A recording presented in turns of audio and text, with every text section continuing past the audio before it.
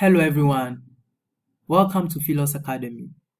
In today's video, we are going to take some probability questions and I'll guide you on how to solve them. What matters is to understand how I'll be solving each question so that wherever you see them, whether written or MCQs, you can always do them and be sure of your answers. So without wasting much time, let's start. Question 1 says, if A and B are independent events with probability of event A is equal to 0.3 and probability of event B is equal to 0.6. Find probability of event A union B. Now, A union B is the same as saying probability of A or B. So it means we should use the addition rule. Now, the general rule of addition states that probability of A or B, A union B, should be equal to probability of event A plus probability of event B minus probability of event A intersection B. Now, when you take a look at the question, we have probability of event A at 0.3, right? We have probability of event B also given, but we don't have probability of A intersection B in the question. So, for that matter, take this note. Now, whenever a question says the events are mutually exclusive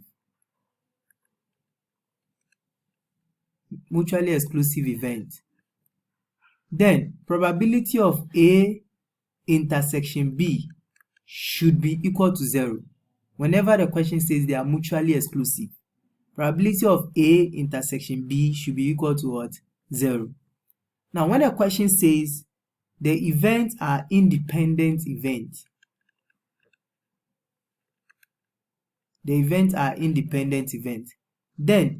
probability of A intersection B should be equal to probability of event A times probability of event B.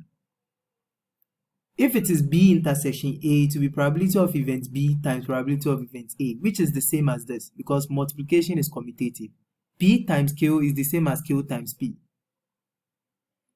Now, when we also say dependent, when the question says the events are dependent, it can come in two ways. If, let's say the first one, it says A depends on B. If A depends on B, then probability of A intersection B should be equal to probability of A. Since A is depending on B, we write it as A given B. That's how we write it. Times probability of the one they are depending on. A is depending on B, so this is the person they are depending on. So times probability of B.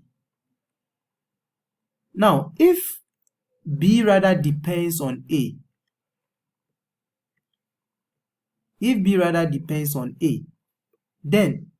probability of A intersection B should be equal to B depends on A, isn't it?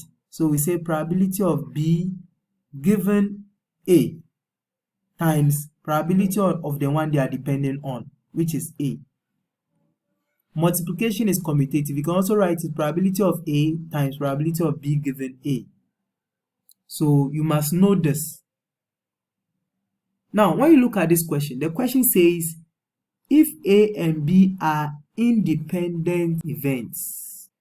So to solve this, we are going to use this one. Probability of A intersection B should be equal to probability of A times probability of event B. So, probability of A union B, that is A or B, should be equal to, what is the probability of event A? 0.3 plus, what is the probability of event B? 0.6 minus probability of A intersection B. Because the question is independent, okay, so to get A intersection B, we say probability of A times probability of B. Mainly because the events are independent. If they are not independent, you can't use this method to solve it. So, What's the probability of event A? 0.3 times that of B, 0.6. So 0.3 plus 0.6 gives you 0.9 minus 0.3 times 0.6, you should get 0.18. So 0.9 minus 0.18 is 0.72. So the correct answer for question 1 is C. You can see this also in written. Question 2 says, if probability of event A is 0.6, probability of event B is 0.3, and probability of A given B is 0.4, find probability of A union B. So what is the formula for probability of A union B? The general rule, not the special rule. The general rule says that probability of event A plus probability of event B minus probability of event A intersection B. Remember, I said in question 1 that if they are mutually exclusive, A intersection B should be equal to 0. This is what will lead you to the special rule of addition. Now, if the two events are independent, you say A times B will give you A intersection B. But if they are dependent, it should be A given B times probability of B. That is, if A is depending on B. But if B is depending on A, it should be B given A times probability of A. So when you look at question 2 is trying to tell us that A is depending on B, just that they didn't put it in written form. But this particular thing here means that A is depending on B. So since A is depending on B, then probability of A intersection B should be equal to probability of A depending on B times probability of the one they are depending on, which is B. So here you have to be very careful. Don't say A times B, you will get it wrong. It's a dependent question, so you have to use this. So what is the probability of A? 0.6. And what is the probability of event B? 0.3 minus probability of A intersection B. So in this case, what is our A given B? A given B is 0.4 times probability of event B, which is 0.3. The difference between this question and the previous one was that in the previous one, we only multiplied A times B because they are independent events. But in the second one, and this, they are dependent. Even given this, it means they are dependent. So you don't have to solve it like the previous one. Okay. So 0.6 plus 0.3 will give you 0.9 minus 0.4 times 0.3 should give you 0.12. So 0.9 minus 0.12 will give you 0.78. So the correct answer for question 2 is C. So let's proceed to the next question. Question 3 says, in how many ways can the letters of the word statistics be arranged? So to know the number of ways in which these letters can be arranged, the formula says n factorial over x1 factorial times x2 factorial times x3 factorial times up to the last x, xn factorial. Now what this means is to know the number of ways in which the letters of these words statistics can be arranged. You count the number of letters in statistics. So 1, 2, 3, 4, 5, 6, 7, 8, 9, 10. So there are 10 letters in it. So you say 10 factorial divided by. Now, when you take S first, how many S do we have in the word statistics? We have 1, 2, 3. So we have 3 S's. So we say 3 factorial. Now, how many T's do we have? We have 1, 2, 3. There are 3 T's. So we say times 3 factorial. times how many a's do we have? We have only one a, so we say 1 factorial times how many i's do we have? We have 1, 2, so times 2 factorial times we have only one c, so 1 factorial. So when we say factorial, what does it mean? When we say 10 factorial, it means 10 times 9 times 8 times 7 times 6 times 5 times 4 times 3 times 2 up to 1 times 1. That's the meaning of 10 factorial. When we say 3 factorial, it means 3 times 2 times 1. When we say 2 factorial, it means 2 times 1. Okay, that's the meaning. Now, you can enter this factorial thing on calculator. How do we do it? You enter 10. Okay, after entering 10, then you click on shift, the shift key. Then you check where the mode is. Right under the mode key, there is a key there, they've written X on it. Click on that key.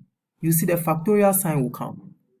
So when you find 10 factorial, you get 3,628,800 divided by 3 factorial times 3 factorial times 1 factorial times 2 factorial times 1 factorial will give you 72.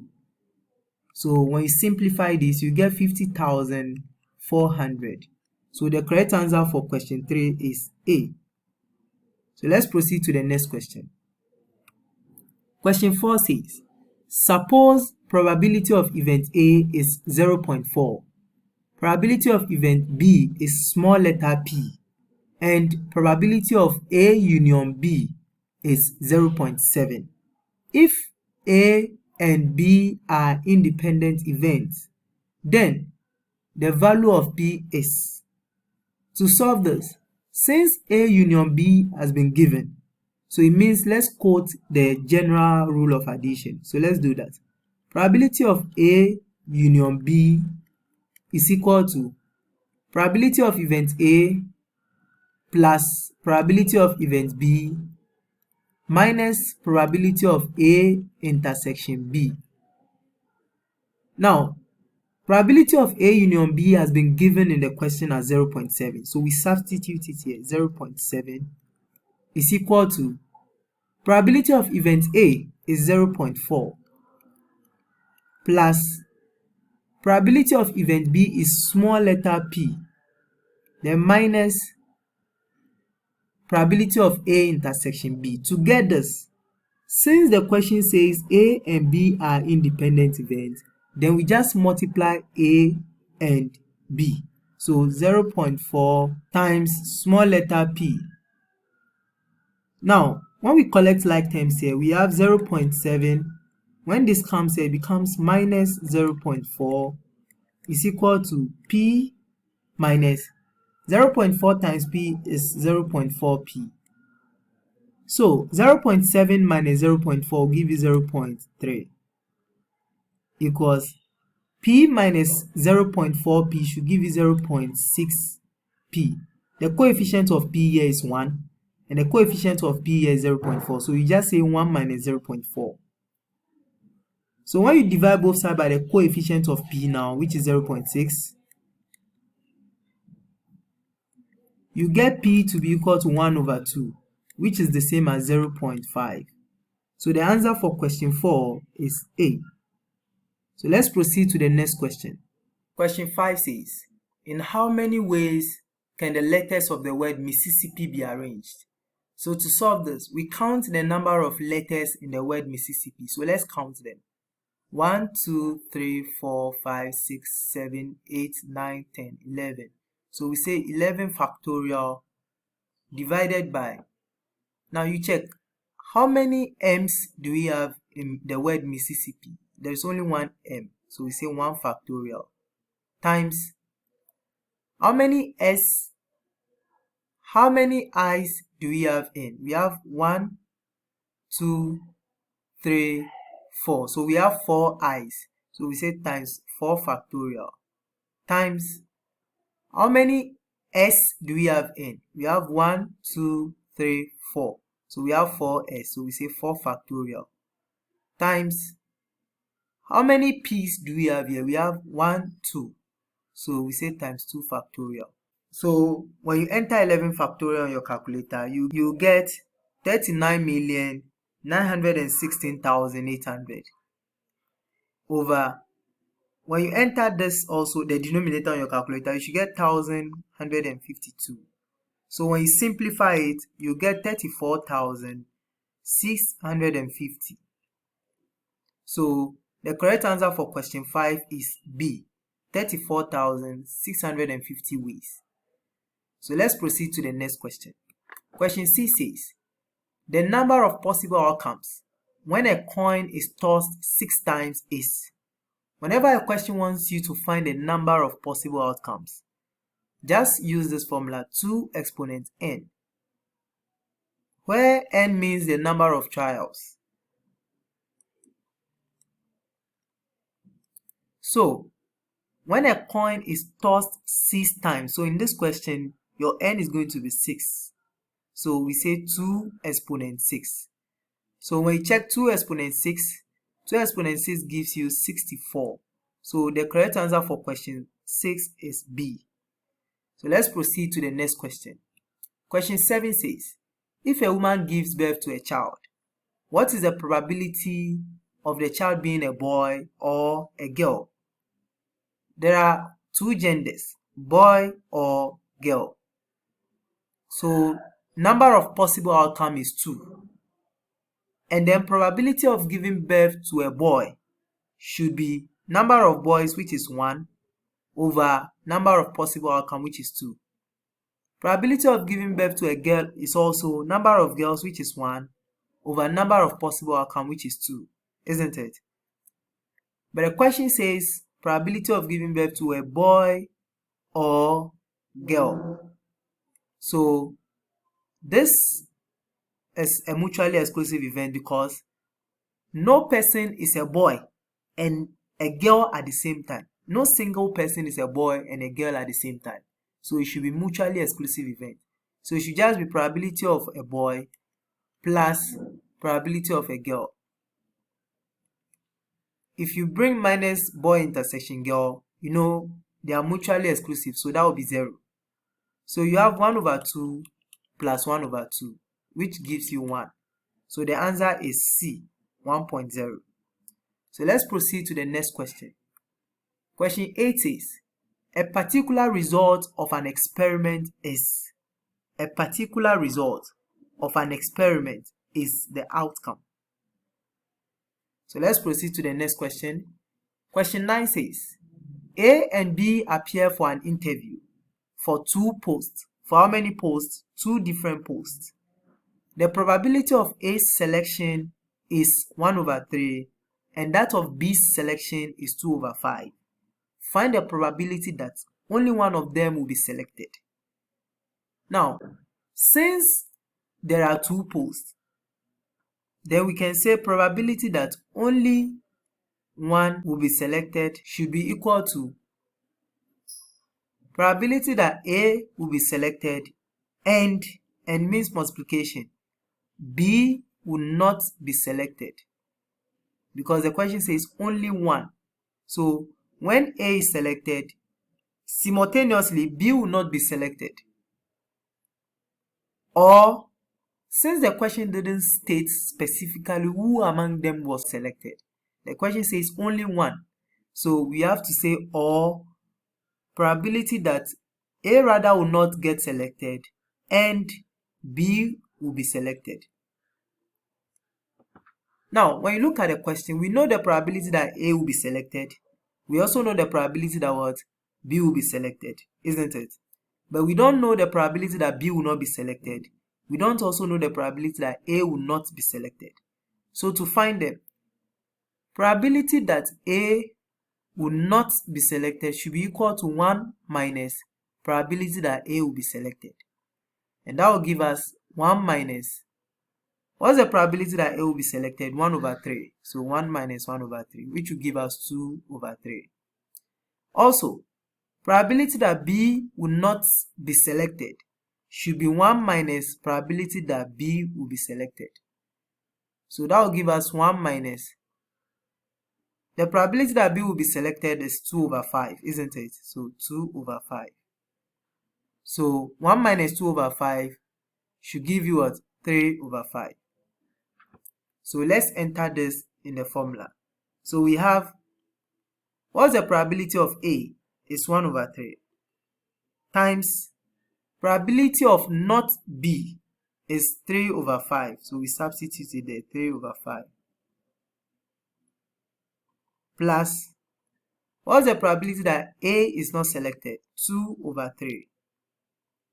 Times the probability that B will be selected is 2 over 5. So this will give us 1 times 3 over 3 times 5. So that will give us what? 3 over 15. Plus 2 times 2 is what? 4 over 3 times 5, 15. Now, whenever you have two fractions, whether two or more fractions, either adding or subtracting, and their denominators are the same, there's no need stressing yourself. You can just take one of the denominators. Since they are the same, you just take it once. Then you operate the numerators with respect to the sign, whether addition or subtraction. So 3 plus 4 is 7. But you can use your calculator, okay? Just enter 3 over 15 plus 4 over 15. You get 7 over 15. So the answer is B. So let's proceed to the next question. Question 10 says, there are 15 boys and 10 girls in a class. If 3 students are selected at random, what is the probability that 1 girl and 2 boys are selected? Now, in this question, we are going to use combination. The reason is that in combination, order is not important. But in permutation, order is important. The question is open. The question just asks you that what is the probability that 1 girl and 2 boys are selected, without stating the order of selection, without telling you whether a boy comes first, a boy comes second, and a girl comes third, or a girl comes first, a boy comes second, and a boy comes third, or a boy comes first, a girl comes second, and a boy comes third. It didn't state the order. So you have to use combination. So to solve this, probability that 1 girl and 2 boys should be equal to, now, what is the number of girls, total number of girls? You have 10 girls. So we say 10 combination. You need only 1 girl, isn't it? So we say 10 combination 1 times, because of the word and, okay, so we bring times. We need 2 boys. So for us to get a 2 boys, we take number of boys, which is 15, combination, the number needed, which is 2, all divided by total number of students, which is 25, combination, total number of students needed, which is 3. So there's a way to enter this combination on your calculator. Now, to enter combination on your calculator, just enter 10 first. 10 combination 1, so enter 10. Then you press shift. When you click on shift, then you see where the signs are. Then you go and click on the division sign. Then the combination sign will come C. Then you enter 1. So you get your answer. So you do the others like that. Now, if you use the calculator to find 10 combination 1, you get 10 times 15 combination 2 should give you 105, divided by 25 combination 3 will give you 2,300. So this will give you 1,050 over 2,300. So when you simplify this, you get 21 over 46.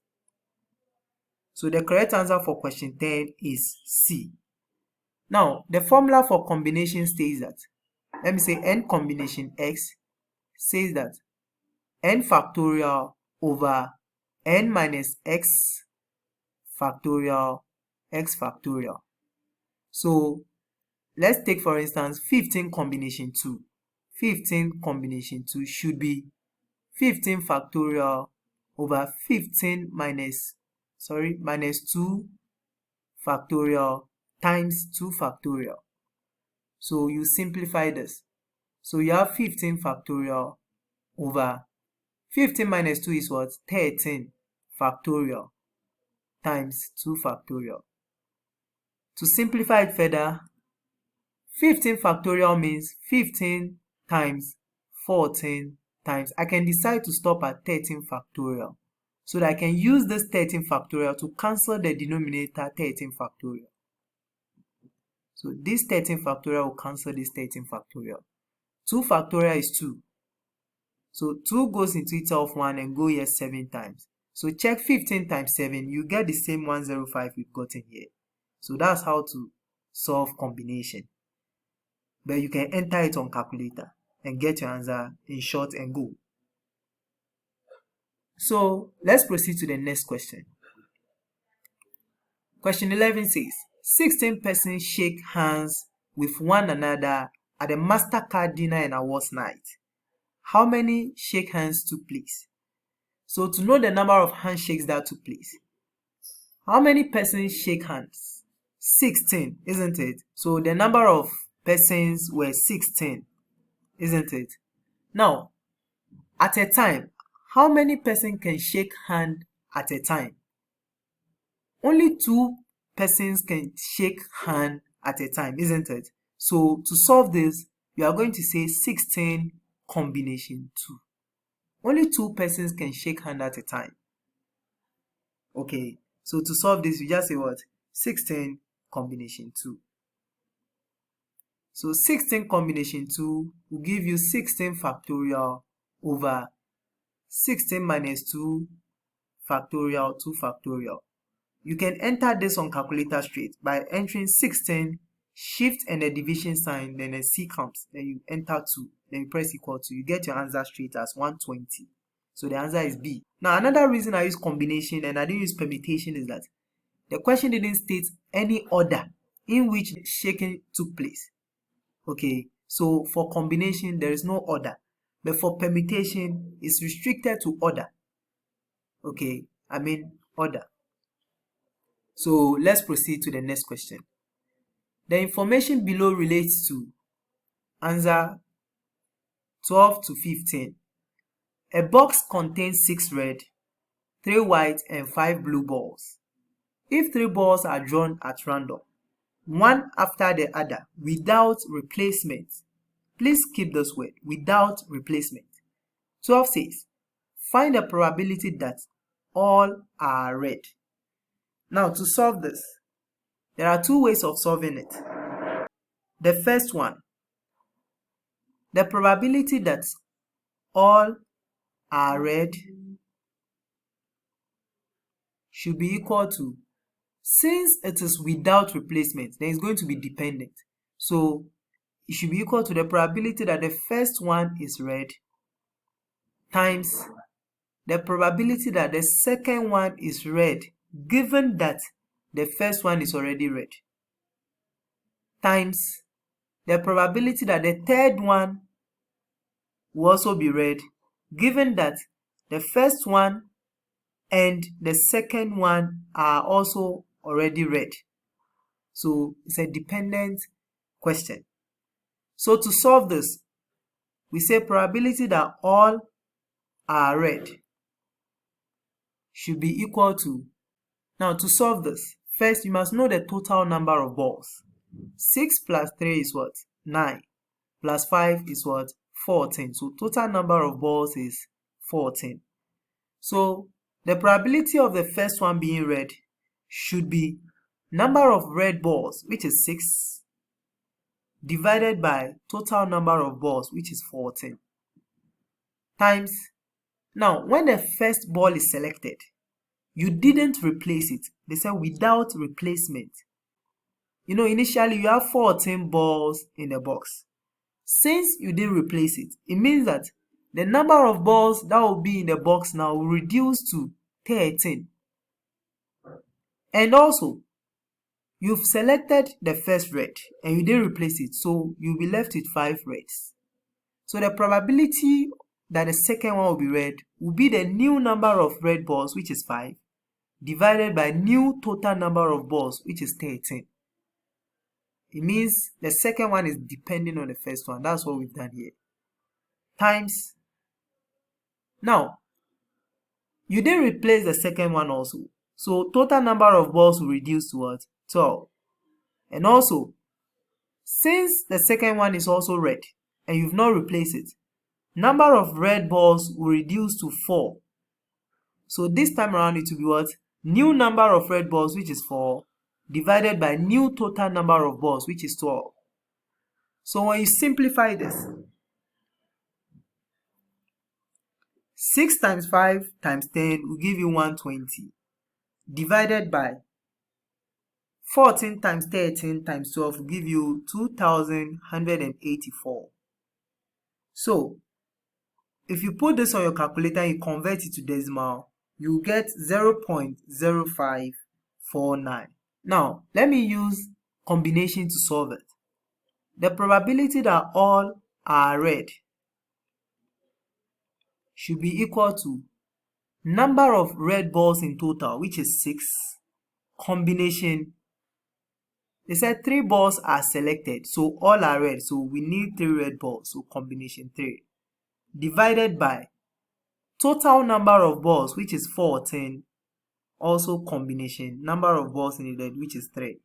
So, if you enter the 6 combination 3 will give you 20, divided by 14 combination 3 will give you 364. If you convert this to decimal, you get 0.0549. So we get the same answer. So the correct answer for question 12 is A. So let's proceed to question 13. Now before I go to question 13, let me erase the solution here so that I can have a place to write. Now question 13 says, find the probability that 2 are red and 1 is white. So to solve this, now it says 2 are red and 1 is white without stating the order. Okay, there is no order that, okay, maybe red comes first, white follows, and the second red comes last. Or red first, red second, and white last. Or white first, red second, and red last. It didn't state any order. So we can use combination for this. So, but before I use the combination, let me use the method to solve it. Now, the probability that 2 are red and 1 is white should be equal to probability that the first one is red and the second one is also red, second red, and the third one is white. Or, that is a plus. The first one is red and the second one is white and the third one is red. Or the first one is white and the second one is red and the third one is also red. What will be the probability that the first one will be red? If there are 14 balls, it should be number of red balls, which is 6, over total number of balls, which is 14, times what will be the probability that the second one will be red? Now, since you didn't replace it, total number of balls will reduce to 13, and number of red balls will reduce to 5, and the third one is white.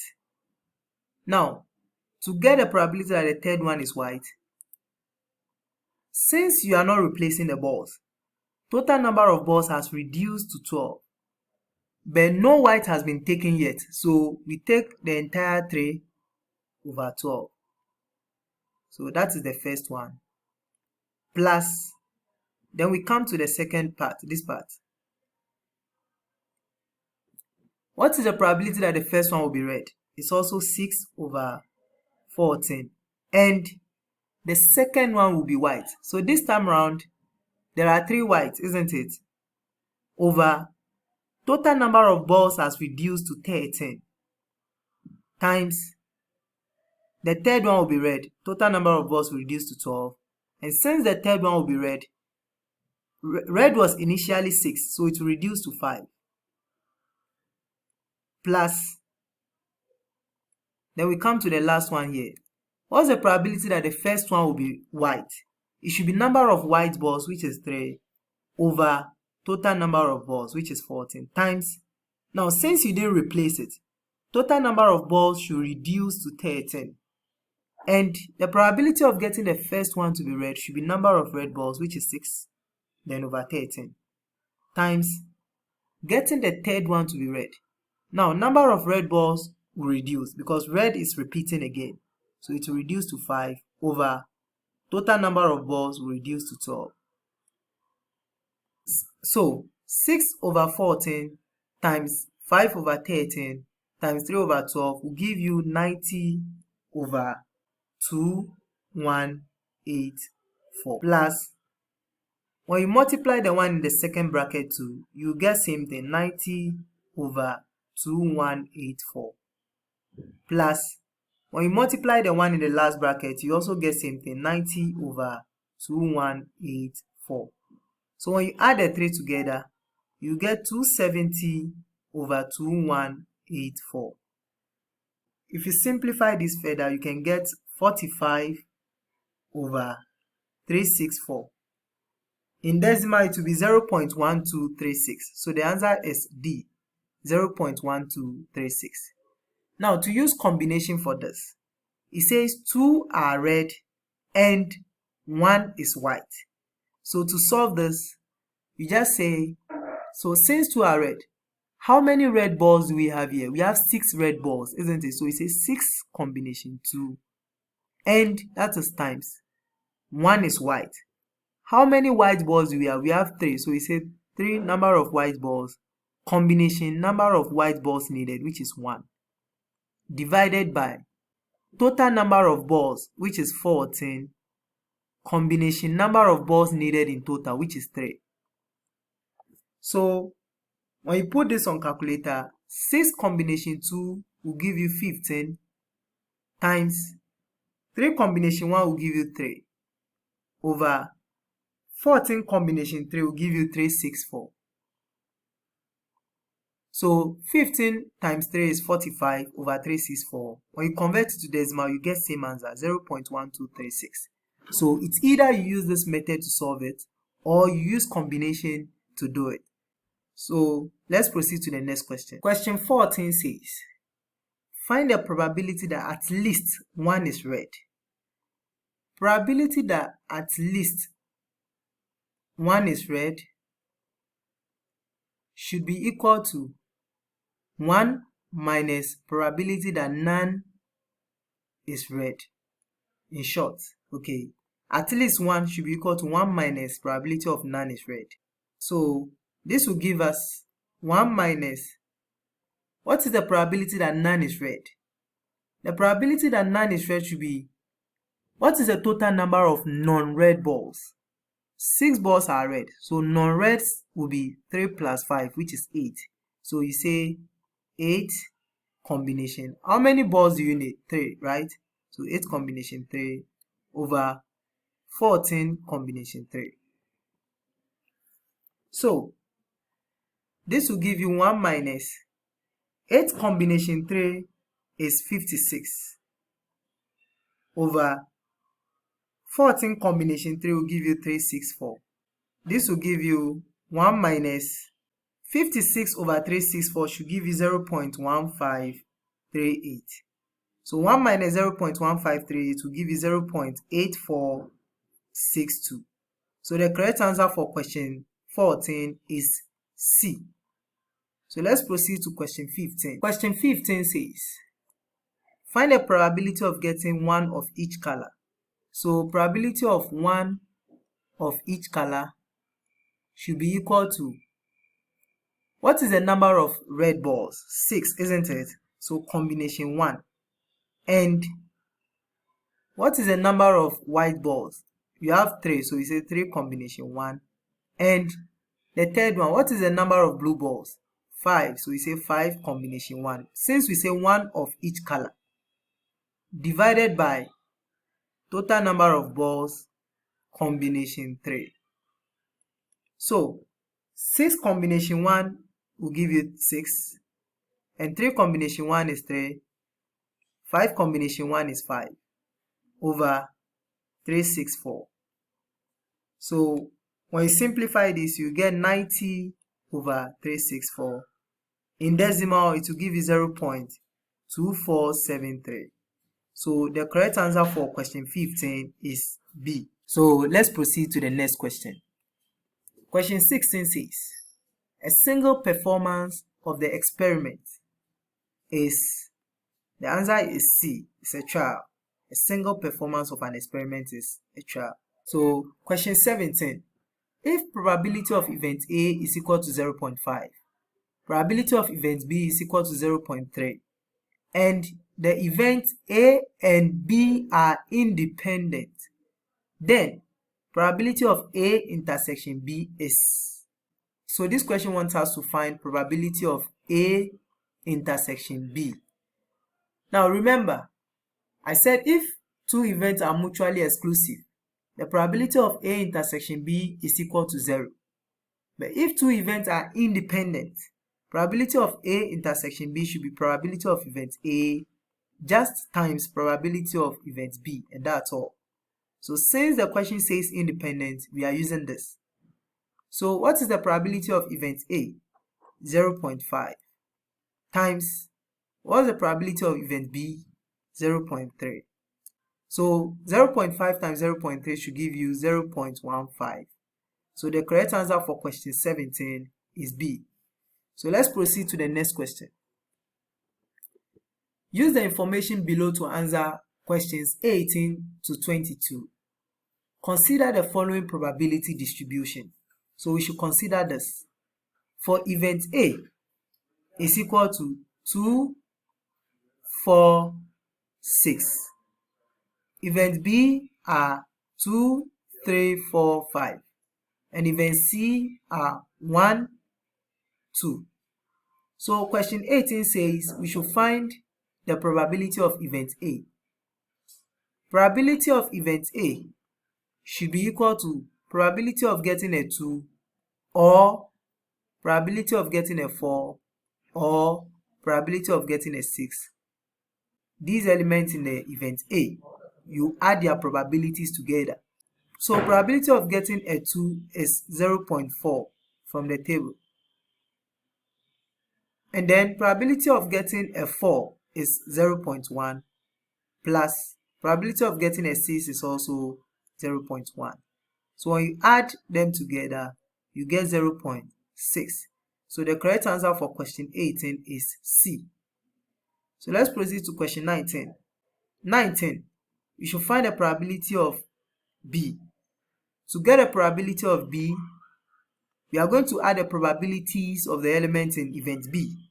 So that will be probability of getting a 2 or probability of getting a 3 or probability of getting a 4 or a 5.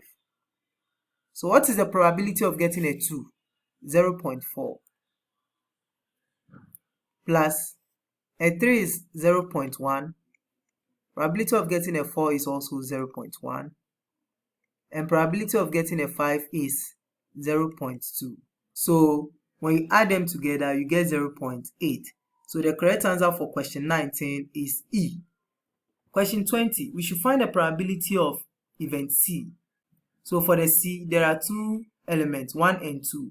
So it should just be probability of getting a 1 or probability of getting a 2, which will give us, what's the probability of getting a 1? 0.1 plus the probability of getting a 2 is 0.4. So when we add them together, we get 0.5. So the correct answer for question 20 is B. Question 21. We should find the probability of A intersection B. So to solve question 21 and 22, I want to erase this place so that I can have enough space to solve. Now, Question 21 says we should find the probability of event A intersection B. To do that, first we need to know what A intersection B will give us. Now, A intersection B means those things that can be found in A and B at the same time. So you see that we can find 2 here and 2 here. 4 is here, 4 is here. 6 is here, no 6 here. So it's only 2 and 4, okay? So A intersection B is 2, 4. So probability of A intersection B should be probability of getting a 2, which is 0.4, plus probability of getting a 4, which is 0.1. So when you add them, you get 0.5. So the correct answer for question 21 is C. So let's proceed to question 22. Now, question 22 says, find the probability of A union C. To get the probability of A union C, we need to know A union C first. A union C means we should bring A and C together. So, A union C. We have 1, we have 2 here, 2 here. So we only write it once, 2. Then we have 4, and then we have 6. So probability of A union C should be, what is the probability of getting a 1? 0.1 plus probability of getting a 2, which is 0.4, plus probability of getting a 4, which is 0.1, plus probability of getting a 6, which is also 0.1. So when you add them together, you get 0.7. The correct answer for question 22 is A. Question 23 says, all possible outcomes of the experiment is. All possible outcome of the experiment is the sample space. Okay, so let's proceed to the next question. Question 24 says, if probability of event A is 0.4, probability of B is 0.5, and probability of A intersection B is 0.2, then probability of B given A is. To solve this, the question says we should find probability of B given A. So probability of B given A is equal to, please, you don't memorize the formula, you only learn the pattern the formula follows, and this is how it goes. It should be probability of B intersection A. B intersection A is the same as A intersection B, okay, divided by the probability of A, because A is the one they are dependent on, okay, B is depending on A, so it should be divided by the probability of the one they are dependent on, which is A. I derived this formula from here. Probability of A intersection B is equal to, if B is depending on A, it will be probability of A times probability of B depending on A, isn't it? So if you make probability of B depending on A the subject, you have probability of A dividing both sides. So this cancels this. So you have probability of B depending on A to be equal to probability of A intersection B over probability of A, which is the same as what is here. Remember, I said B intersection A is the same as saying A intersection B.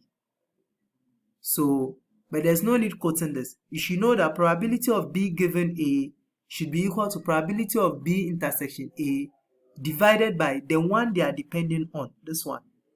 Okay, like if it were probability of Q given P, then it will be probability of Q intersection P divided by probability of P. That is the one they are depending on. Okay, so what is the probability of B intersection A? Now, probability of B intersection A was given in the question as 0.2.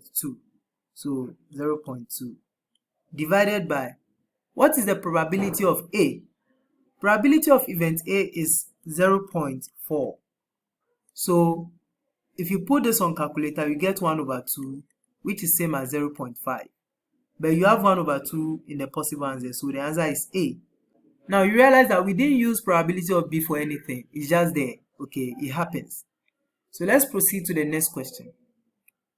Question 25 says, if one event occurs, another event cannot happen. That is, the events that cannot occur simultaneously are known as mutually exclusive events. So the answer is B. So let's proceed to the next question. Question 26 says, a basket contains 4 blue balls and 6 green balls. What is the probability of drawing a blue ball? So what is the total number of balls? Number of balls should be 4 blue balls plus 6 green balls, which is 10 balls in total. So the probability of drawing a blue ball should be equal to number of blue balls divided by total number of balls in total. So what is the number of blue balls in the question? It's 4 divided by, what is the total number of balls? 10, isn't it? So 4 over 10 will give you 0.4. You get 2 over 5, which is same as 0.4. So the answer is C. So let's proceed to the next question. When the occurrence or non-occurrence of one event does affect the probability of the occurrence of the other, the answer is D, dependent event. If the question says does not, then the answer will be C.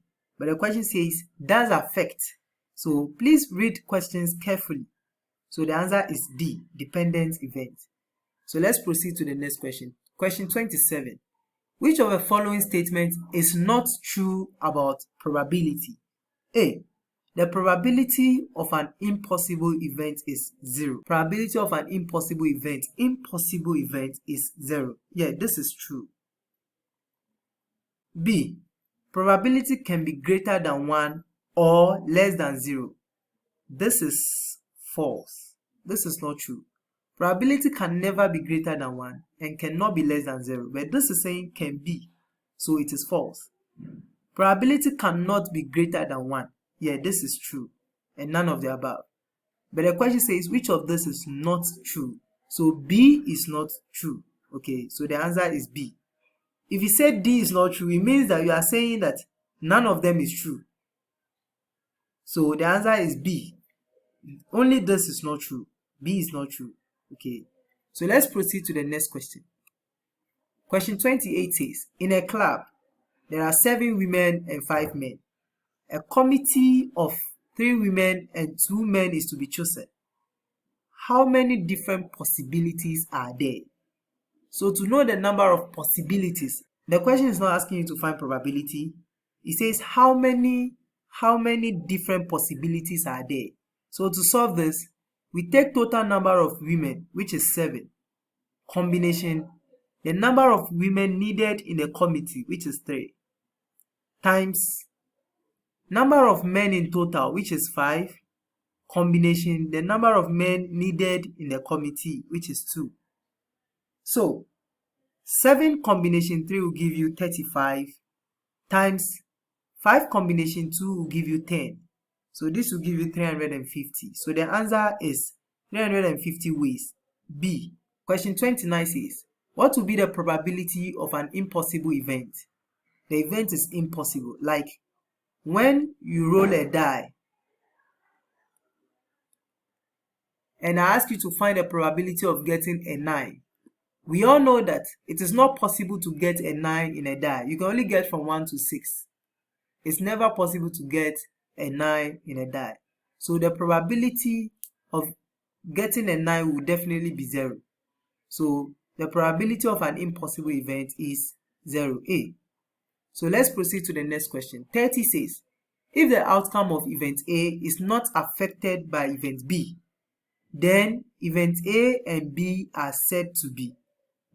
If it is not affected by event B, events A and B are said to be independent events. The answer is B. Is not affected by B. So they are said to be independent. So let's proceed to the next one.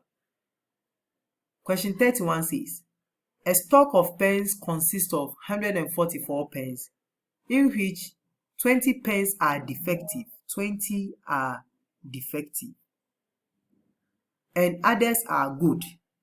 Nanama went to the shop to purchase a pen. The shopkeeper randomly draw one pen and give it to her. What is the probability that Nanama will buy a good pen? So the probability that Nanama will buy a good pen should be equal to number of good pens divided by total number of pens. So what is the number of good pens? If you go back to the question, we were given 144 pens and you were told that 20 of them are not good. So if 20 are not good, let's take away 20 from 144. We'll be left with what? 124. So it means that 124 pens are good. So number of good pens will be 124 divided by total number of pens, which is 144.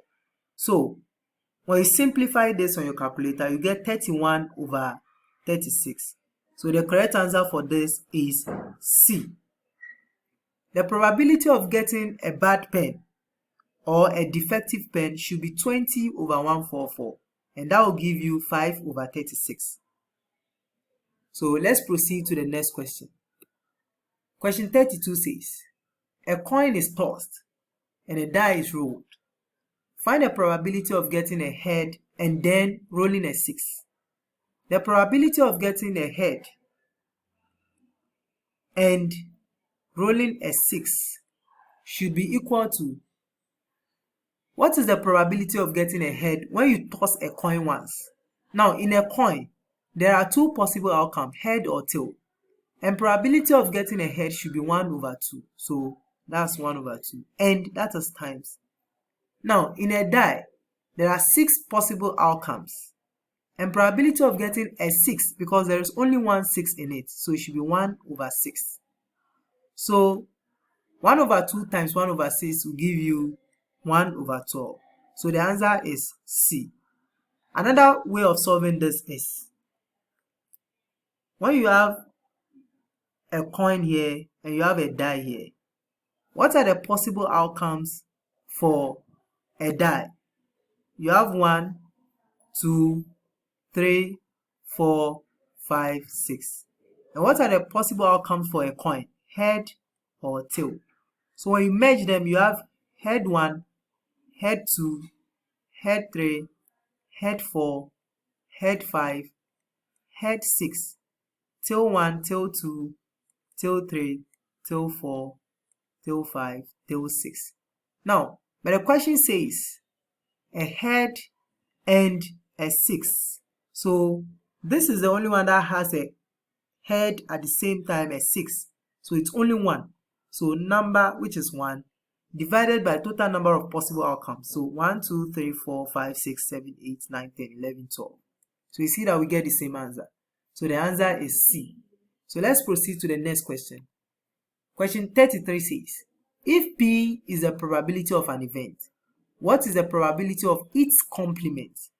The probability of its complement should be 1 minus P. Okay.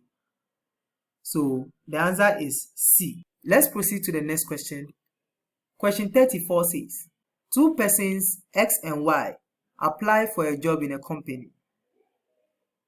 The probability of the selection of X is 2 over 5 and Y is 4 over 7. What is the probability that both of them get selected? So the probability that both of them get selected should be probability that X gets selected and Y gets selected should be probability of X times probability of Y. So what is the probability that X gets selected? 2 over 5 times, what is the probability that gets selected? 4 over 7. So 2 times 4 is 8 and 5 times 7 is what? 35. So the answer is 8 over 35, which is C. Question 35. If 3 coins are tossed simultaneously, what is the probability of getting 2 heads together? 3 coins are tossed simultaneously. So, the probability of getting 3 heads together, we can use 3. So, to solve this, probability of getting 3 heads together should be equal to, now in a single tossing, what is the probability of getting a head? It's 1/2 times, now in the second tossing, what is the probability of getting a head? It's also 1/2. Then in the third one, probability of getting a head is also 1/2. They are independent events because there are 3 different coins, each of them having 2 possible outcomes. Okay, so 1 times 1 times 1 will give you 1. 2 times 2, 4 times 2, 8. So the answer is 1/8. To confirm this, let's put it this way. Now let's say coin A. The possible outcomes of coin A are head or tail. And the possible outcome of coin B put together with C to make it 3. Okay, B and C should be head, head, head, tail, tail, head, and tail, tail. You can get this from combining B and C.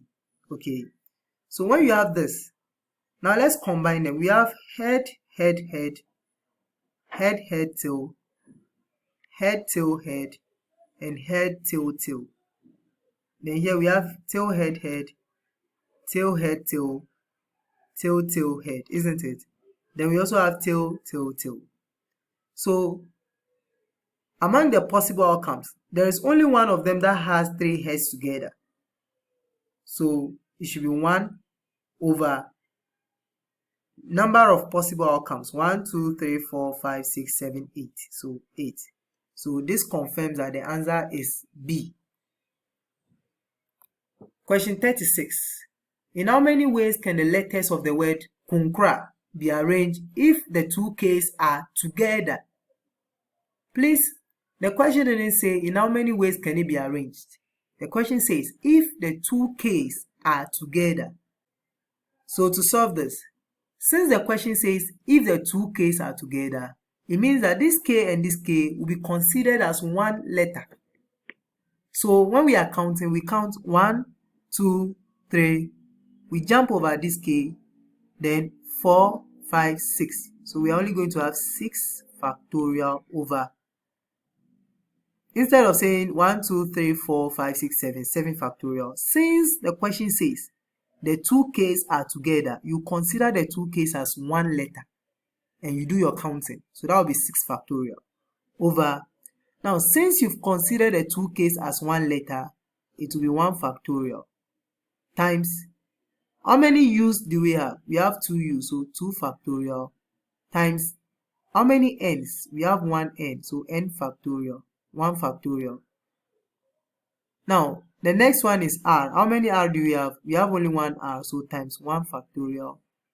How many A's do we have? We also have 1 A, so 1 factorial. So, this will give us 6 times 5 times 4 times 3 times 2 times 1 divided by, 1 factorial is 1, so there's no need writing them. And then 2 factorial will give you 2. That's 2 times 1.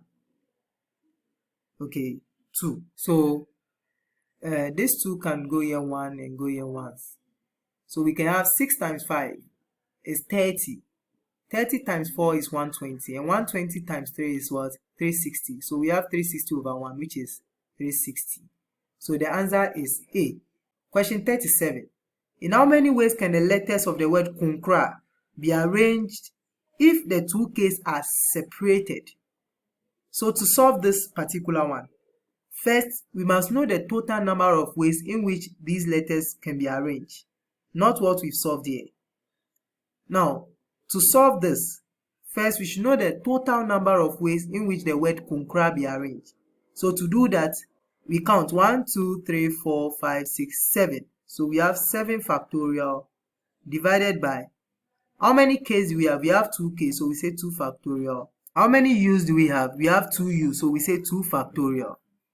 Now the other letters are 1, 1, 1, so there's no need writing them since 1 factorial will still give you 1. Okay, so if you compute 7 factorial divided by 2 factorial times 2 factorial, you get 1260. So this is the total number of ways in which they can be arranged. Now after that, you also find number of ways in which they can be arranged if the two k's must be together, which we've gotten here, which is 360. Now after this, then you find the total number of ways. After this, then you find the number of ways in which the word kunkra can be arranged if the two k's are together, which is 360. We've gotten it in question 36. But we want to find separated. So to know the number of ways in which the letter K can be separated, it should be total number of ways, which is 1260, minus number of ways in which they can be together, which is 360. So 1260 minus 360 will give you 900. So the correct answer for question 37 is 900. But when we check the possible answers, 900 is not in the possible answer. Okay, so none of these answers are correct. So you can create E and write 900 ways there, and go to your scannable sheet and shade E. If you are very sure that the question 37, the answer is not in, please, if you are very sure, that is when you let the invigilators know that the question 37, the answer is not in. If they say you should do it like that, then you shade E as I said. Okay, so let's proceed to the next question. Question 38 says, which of the following can be probability of an event? When you look at A is negative. We say probability cannot be negative, isn't it? So A is wrong. It cannot be a probability. Also, when you look at this, 004, please, there is no point inside. 004 means 4. Since there is no point in it, so 004 means 4. And we say probability cannot be greater than 1. So this is also not a probability. Now, 3/8. Remember, I told you probability can be a proper fraction, where the numerator will be smaller than the denominator. If you convert this to decimal, you get 0 point something. So this can be a probability. When you look at these two, remember, I told you that probability cannot be an improper fraction. An improper fraction is a fraction with the numerator bigger than the denominator. If you convert this to a mixed fraction, you get one whole number 3/7, which is more than 1. So you get one whole number 3/7, which is more than 1. So this can't be a probability too. So the correct answer for question 38 is C. So let's proceed to the next question. Question 39 says, in a class, 30% of students study French, 45% study Maths, and 15% study both French and Maths. If a student is randomly selected, what is the probability that he or she study French or Maths? So, probability that he or she study French or Maths should be equal to probability of French plus probability of Maths minus probability of French intersection Maths. Since there are some students who study both French and Maths, okay, so what's the probability of French? 30%, that is 30/100, plus what is the probability of Maths? 45%, that is 45/100, minus French and Maths is 15%, which is 15/100. So remember, when you are adding and subtracting fractions having the same denominator, you can only write the denominator once and operate the top. 30 plus 45, that's 75, minus 15, that is 60. So this will give you 6/10. 2 goes into 6 3 times and go into 10 5 times. So the answer is 3/5. B. Question 40. What will be the number of events if 10 coins are tossed simultaneously? So for this, we can use 2 exponent n. So n means So if 10 coins are tossed, so your n will be 10. Okay, so we have 2 exponent 10.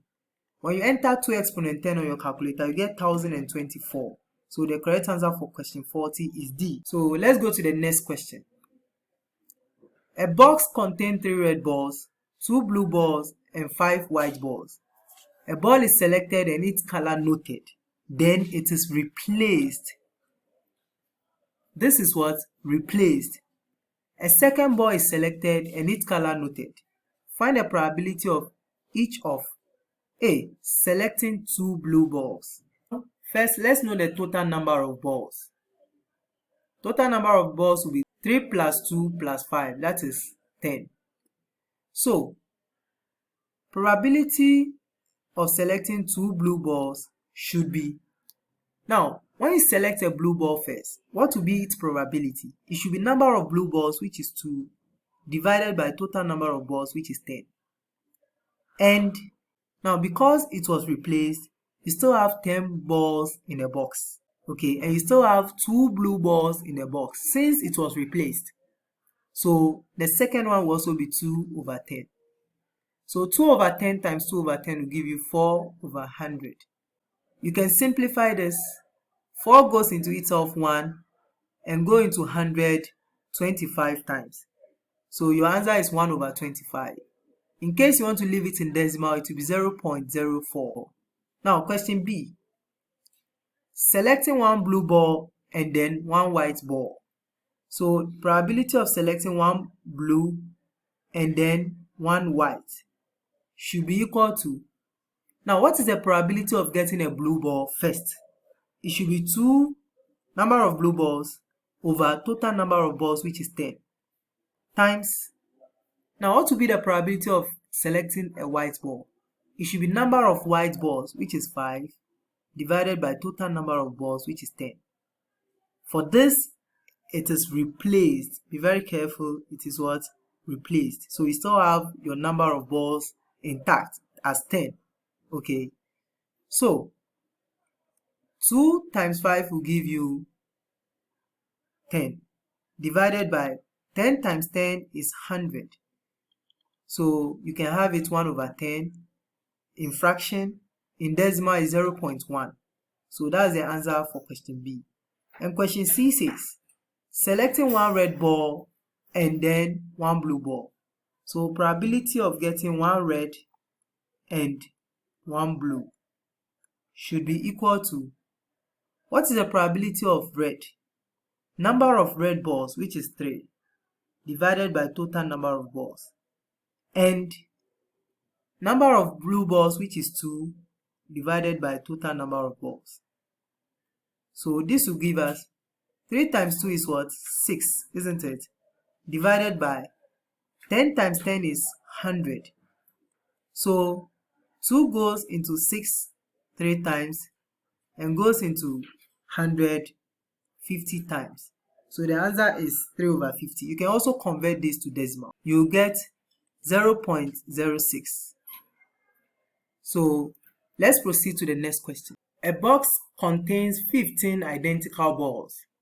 6 of the balls are red, 5 blue, and the rest are white.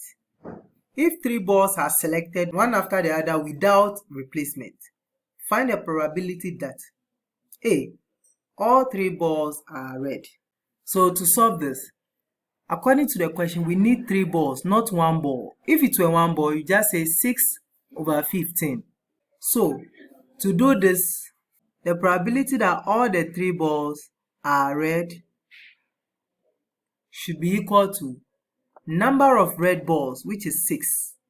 Okay, from here, combination, the number of balls needed, which is 3, divided by total number of balls, combination 3. 6 combination 3 will give you 20, divided by 15 combination 3 will give you 455. If you simplify this, you get 4 over 91. So the answer for question A is 4 over 91. You can also convert it to decimals. So let's go to question B. B says, all 3 balls are not red. To find the probability that all are not red, it should be total number of non-red balls. Okay, total number of balls that are not red. If 6 balls are red, it means 9 balls are not red. When you take away 6 from 15, that's 9. So it means 9 balls are not red. So total number of balls that are not red, combination 3, divided by total number of balls, combination 3. So 9 combination 3 will give you 84, divided by 15 combination 3 is 455. So the answer for this is 84 over 455. So let's go to C. So this says first ball is red, second ball is blue, and the third ball is white. So to solve this, the probability that first is red, second is blue, and the third is white should be equal to number of red balls, which is 6, combination 1, because only one is red, and number of blue balls, which is 5, also combination 1, because the second one is blue, and the third one is white, should be number of white balls. Now, how many white balls do we have? Let's take 6 red balls and 5 blue balls from 15. We'll get 4. So it means there are 4 white balls. So 4 combination 1 divided by 15 combination 3. So this will give you 6 combination 1 is 6 times 5 combination 1 is 5, 4 combination 1 is 4, divided by 455. So that will give you 120 over 455. If you simplify this further, you get 24 divided by 91. So the correct answer for question C is 24 over 91. So let's look at the last one, D. D says there is at least one white ball. Now, to get a probability of at least one white, it should be 1 minus probability that none is white. Probability of at least one white should be 1 minus probability of none is white. Probability of at least one red should also be 1 minus probability of none is red.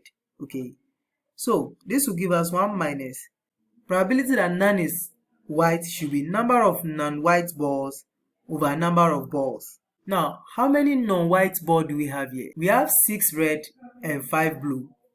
And when you put them together, it's 11. So it means there are 11 non-white balls. So we say 11 combination 3 over 15 combination 3. So this will give us 1 minus 11 combination 3 will give you 165. Divided by 15 combination 3 will give you 455. When you simplify, you have 1 minus 165 over 455 will give you 33 over 91. So 1 minus 33 over 91 will give you 58 over 91. So the correct answer for question D is 58 over 91. So let's proceed to the next question. Question 41 says, probability that a man will be alive 25 years hence is 0.3. And the probability that his wife will be alive hence is 0.4. Find the probability that 25 years hence, only the man will be alive. So, the probability that only the man will be alive should be equal to the probability that the man will be alive and the woman will not. The man will be and the woman will not. Okay, so this will give us, according to the question, the probability that the man will be alive is 0.3 times, now, the probability that the wife will not. Since the probability that the wife will be is 0.4, then the probability that the wife will not should be 1 minus 0.4, which will give us 0.6. So we put the 0.6 here. So 0.3 times 0.6 will give you 0.18. So the correct answer for this is B.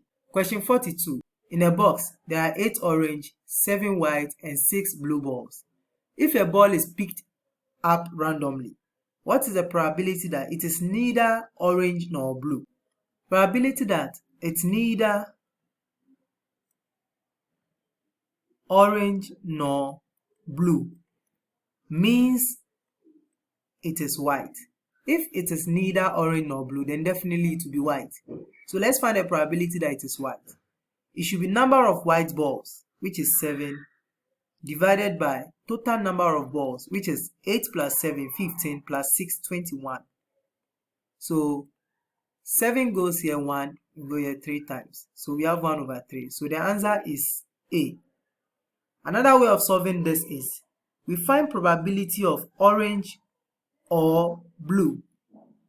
Probability of orange or blue should be, what is the probability of orange? It should be number of orange over total number of balls, plus probability of blue, which is number of blue balls, which is 6, over total number of balls. So 8 over 21 plus 6 over 21 will give you 14 over 21. So probability of neither orange nor blue should be 1 minus probability of either orange or blue. So 1 minus either orange or blue, which is 14 over 21, will give you 7 over 21, which is the same as 1 over 3. So this confirms that the answer is A. So let's proceed to the next question. Question 43 says, a box of 9 golf gloves contains 2 left-handed and 7 right-handed gloves. If 3 gloves are selected without replacement, what is the probability that all of them are left-handed? So the probability that all are left-handed is, now what will be the probability that the first one will be left-handed? You see, there are 2 left-handed gloves in it, isn't it?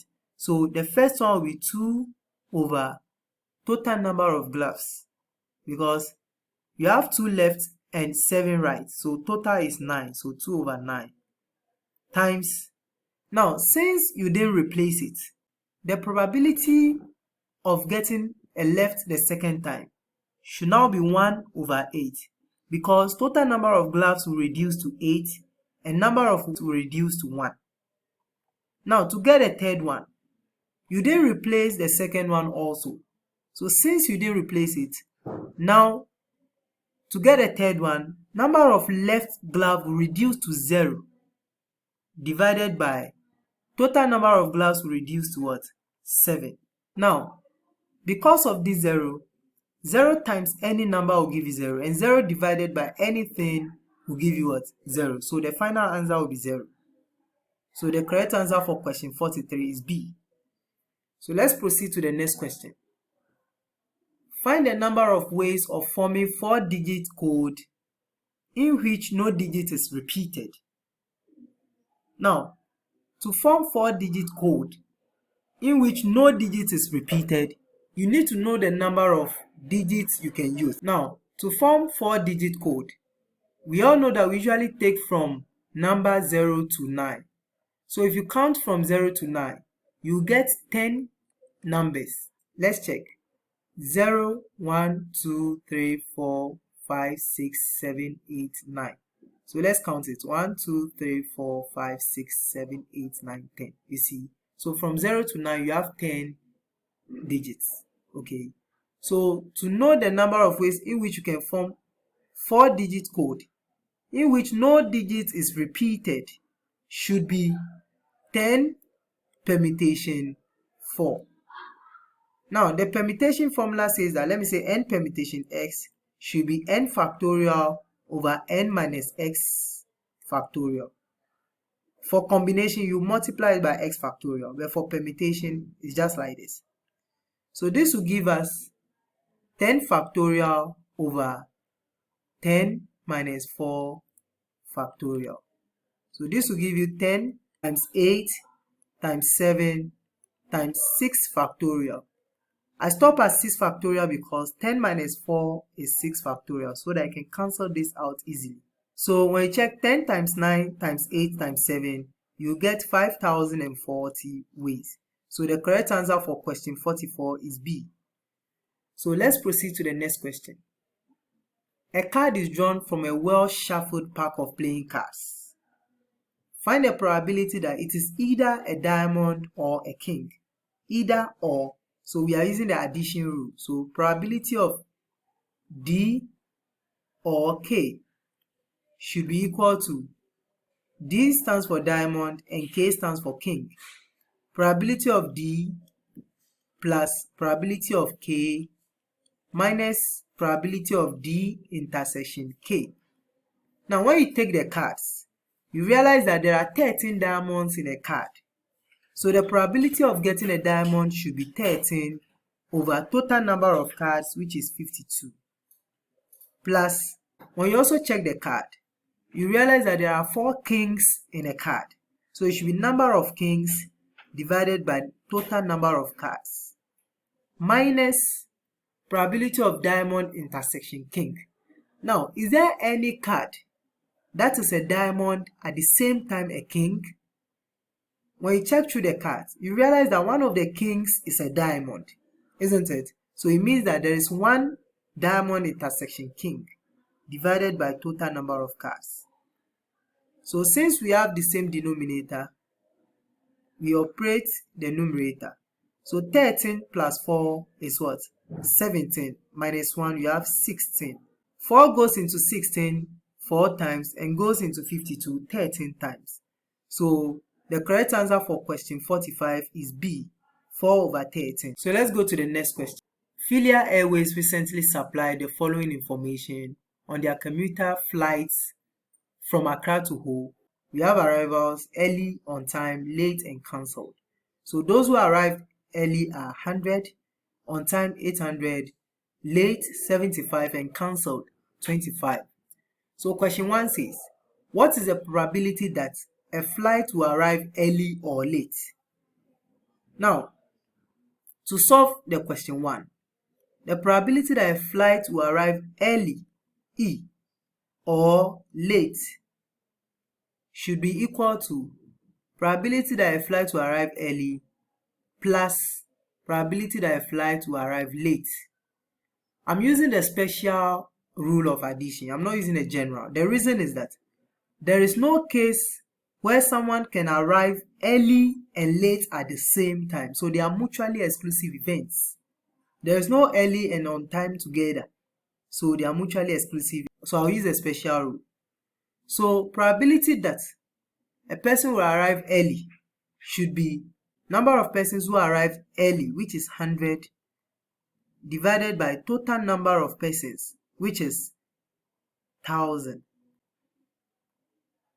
plus probability that a person will arrive late should be number of persons who arrived late, which is 75, over total number of persons, which is 1000. So 100 over 1000 plus 75 over 1000 will give you 175 divided by 1000.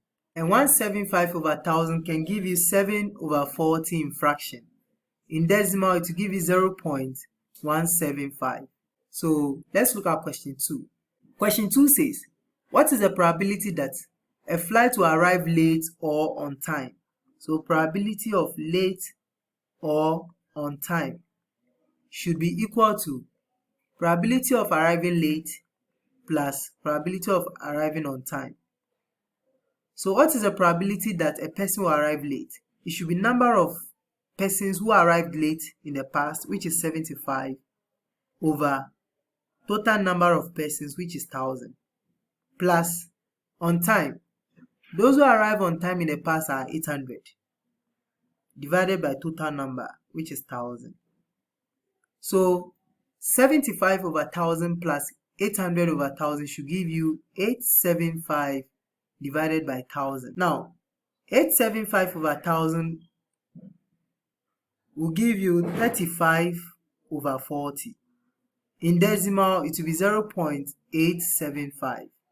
So let's proceed to the next question. A recent survey asked 160 students if they prefer online exams or offline exams. The results of the survey are shown. What this table means is that total number of freshers in the survey are 80. And total number of continuing students are also 80. Now, among the 80 freshers, 72 of them prefer online, okay, and 8 of them prefer offline. Also, among the 80 continuing students, 15 prefer online and 65 prefer offline. So, total number of onlines from freshers together with continuing students will be the 87 here. And total number of offlines from both freshers and continuing students will be 73. So if you add total onlines and offlines together, you get 160. If you also add total freshers and continuing students, you get 160. Now, the question says, find the probability that A, the respondent prefers online, given that the respondent was a fresher. What this question is asking you to do is that you should find the probability that the person will prefer online, given that the person is a fresher. So the formula should be probability of online intersection fresher divided by probability of online is depending on fresher. It's a given that the respondent was a fresher. So it means online is depending on the fact that the person is a fresher. So it should be online intersection fresher divided by probability of freshers. That is the one they are dependent on. So this will give us, now online intersection fresher will be number of freshers who prefer online, as in online intersection fresher, online at the same time fresher. So that is 72. So we say 72 over 160. That's the probability of online intersection fresher over total number. Okay. Divided by probability that the person is a fresher should be total number of freshers, which is 80, divided by total number of persons. So that will be what? 80 over 160.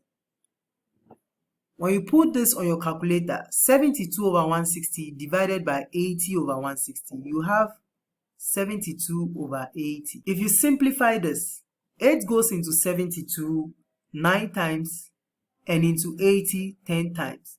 So your answer is 9 over 10. In decimals, it will be 0.9. Now let's look at question B. Question B says, the respondent was a continuing student, given that the respondent preferred offline. So we want to find a probability that the respondent was a continuing student, given that he or she preferred offline. So it should be probability of continuing student intersection offline divided by probability of offline. It means that you should divide it by the probability of the one they are depending on. So you don't memorize this formula, you just have to understand the formula. Okay, so what is the probability of continuing student intersection offline? What it means is continuing students who prefer offline. Those who are continuing students at the same time they prefer offline. So it is this. Continuing student intersection offline is 65. So you say number of them, which is 65, over total number of students, 160 in the survey, divided by what is the probability of offline? It should be total number of persons who prefer offline, which is 73, over total number of students in the survey, which is 160. So when you put this on calculator, you get 65 over 73. But if you convert it to decimal, you get 0.8904. Or you leave it in fraction this way. So let's proceed to the next question. In a hospital unit, there are 8 nurses and 7 physicians. 7 nurses and 3 physicians are females. If a staff is selected, find the probability that the staff is. Now, to solve this easily, we can prepare a table. Now, in a hospital unit, there are 8 nurses and 7 physicians. So we can write nurses here, physicians here. So you can write a total because definitely some will be male and some will be female, so we leave space for that. Male, female. So total number of nurses is what? Is 8. So we write it here. Total 8. And total number of physicians will be 7. So we write it here. Now, they said 7 nurses and 3 physicians are female. It means that of the 8 nurses, 7 of them are females. So we write 7 here. And also, of the 7 physicians, 3 of them are what? Are female. So 3 of the 7 physicians are female. So if that is the case, it means that one of the nurses will be a male. That is 1 plus 7 will give you 8. And then number of physicians who are male will be what? 7 minus 3, which is what? 4. So from here we can know total number of males to be what? 5. And total number of females to be what? 10. When you add this and this, you get 15. When you add this and this, you get the same 15. So question A says, a nurse or male. Or means addition, so we should use addition rule.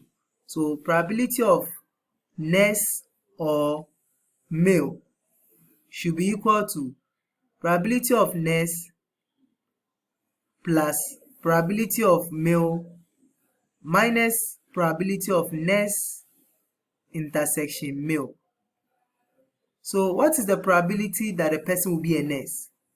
It should be total number of nurses, which is 8, divided by total number of persons, which is 15. Plus, what is the probability that the person will be a male? It should be total number of male, which is 5, divided by total number of persons, which is 15. Minus nurse intersection male. It means that nurses who are male at the same time. So nurse intersection male should be 1 over 15. So this will give us 8 over 15 plus 5 over 15 minus 1 over 15 give us 12 over 15. So when you simplify this, 3 goes into 12 4 times and go into 15 5 times. So the answer is 4 over 5. So let's look at question B. Question B says, a physician or a female. So probability that the person is a physician or female should be probability of physician plus probability of female minus probability of physician intersection female.